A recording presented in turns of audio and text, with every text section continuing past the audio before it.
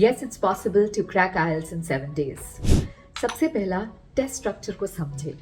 Understand what is the format of the test, different sections क्या हैं and किस तरह के questions पूछे जाते हैं. अगली चीज़, focus on your weaker areas. Target कीजिए आपके weaker areas पे. That could be your vocabulary, grammar or your reading skills. You must seek expert advice to identify and work on your weaker areas. अगली चीज जो आपको ध्यान रखनी है is to practice smartly. Invest 3 to 4 hours daily in practicing all the sections and आपका focus उन areas पे रहना चाहिए जहां you are not able to mark the answers correctly. Next thing is to speak regularly.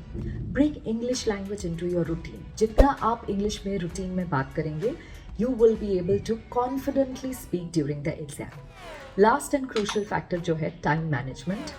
Allocate time wisely during your practice to all sections and देखिए कि आप जो allocated time है टेस्ट का उतने समय में अपना टेस्ट, मॉक टेस्ट या अपना प्रैक्टिस के टाइम पे वो फिनिश कर सके.